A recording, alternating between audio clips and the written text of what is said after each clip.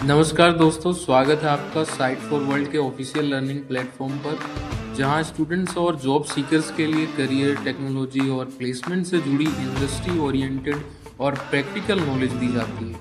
अगर आप अपनी स्किल्स को नेक्स्ट लेवल तक ले जाना चाहते हैं तो आप बिल्कुल सही जगह पर आए हो। चलिए शुरू करते हैं आज का इम्पोर्टेंट सेशन।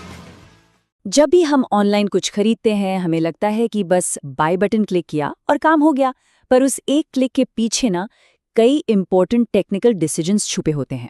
तो आज चलिए मॉडर्न ई कॉमर्स के उन्हीं टेक्निकल पिलर्स को आसान भाषा में समझते हैं जिनकी वजह से ये पूरा सिस्टम चलता है। तो सोचा है कभी कि जब आप उस बाय बटन पर क्लिक करते हो तो आखिर होता क्या है? ये एक सिंपल सा सवाल है, राइट? पर इसका जवाब हमें एक ऐसी जर्नी पर ले जाएगा जहां हम स्टोर फ्रंट से शुरू करके पर्दे के पीछे की पूरी कॉम्प्लेक्स मशीनरी को समझेंगे। तो इस सफर का सबसे पहला कदम यानी सबसे पहला पिलर है एक बहुत ही बेसिक डिसीजन। आपका डिजिटल स्टोर फ्रंट कैसा होगा? यही वो नींव है जिसके ऊपर पूरी ई कॉमर्स बिल्डिंग खड़ी होती है। अच्छा, यहाँ पर ना दो मेन रास्ते हैं। एक है सिंगल वेंडर स्टोर। सोच लीजिए ये एक ब्रांड की अपनी दुकान है जहां वो सिर्फ अपना ही सामान बेचता है।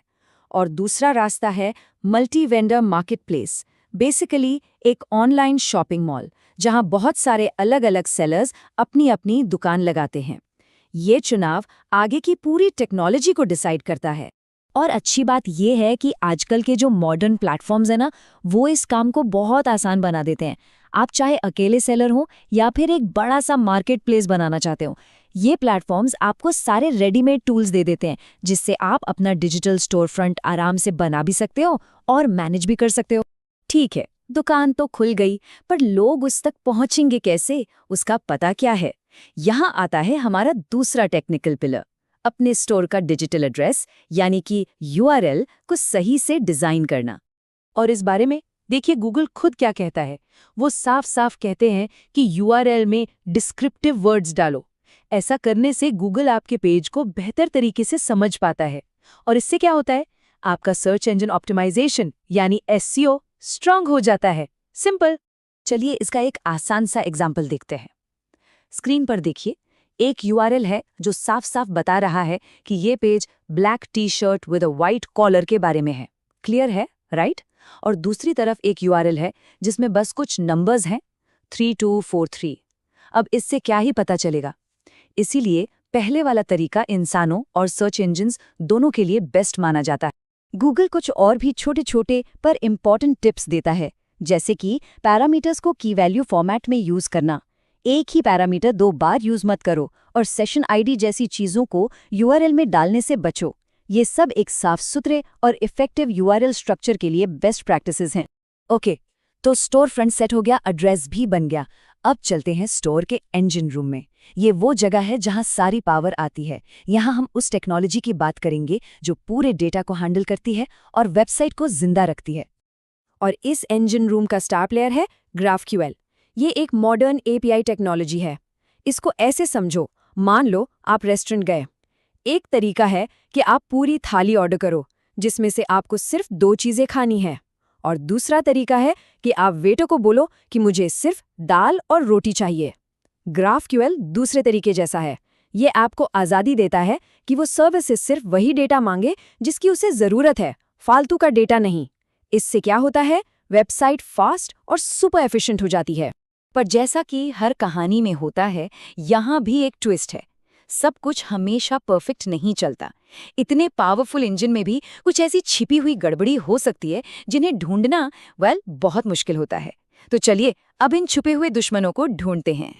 इन्हीं में से एक प्रॉब्लम है स्कीमा फॉल्ट। ये थोड़ा टेक्निकल साउंड कर रहा है पर सिंपल है। इसका मतलब है कि एपीआई ने जो डेटा भेजा वो उसके अपने ही रूल्स के खिलाफ है, जैसे स्टोर के अंदर की वायरिंग में शॉर्ट सर्किट हो गया हो। ये सर्वर और ऐप के बीच के कॉन्ट्रैक्ट को तोड़ देता है और इससे बहुत बड़ी प्रॉब्लम्स हो सकती हैं। सवाल ये है कि ऐसी गड़बड़ी को पकड़ें कैसे, क्योंकि नॉर्मल टेस्टिंग मेथड्स इन्हें अक्सर मिस कर जाते हैं। और इसका सल्यूशन आपको शायद थोड़ा अजीब लगे। इसका सल्यूशन छुपा है असली कस्टमर्स के डेटा में। हाँ, बिल्कुल सही सुना। यहाँ एक रिसर्च टूल ऑटोग्राफक्यूएल का कॉन्सेप्ट समझाया गया है। ये करता क्या है? ये लाइव वेबसाइट से रियल यूजर्स जो चीजें सर्च कर रहे हैं उनकी क्वेरीज को उठाता है। फिर उन रियल क्वेरीज से ये ऑटोमेटिकली टेस्ट केसेस बना देता है और फिर उन टेस्ट से चेक करता है कि एपीआई जो जवाब दे रहा है वो रूल्स के मुताबिक है या नहीं। Brilliant, right? और इस टेक्निक के रिजल्ट्स वो तो कमाल के हैं।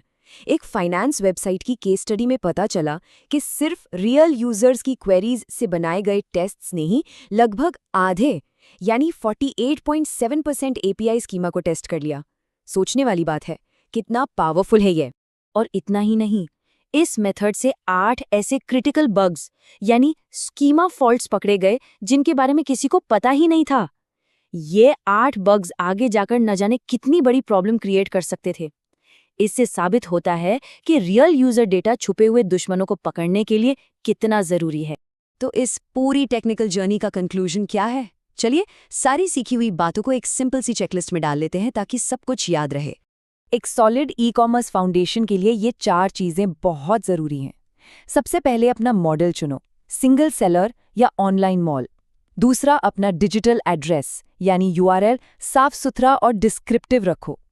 तीसरा, अपने इंजन को पावर देने के लिए ग्राफक्यूएल जैसी मॉडर्न एपीआईज यूज करो। और सबसे इंपॉर्टेंट चौथा पॉइंट, टेस्टिंग सिर्फ लैब में नहीं बल्कि रियलिटी से करो, यानी रियल यूजर डेटा से बग्स ढूंढो।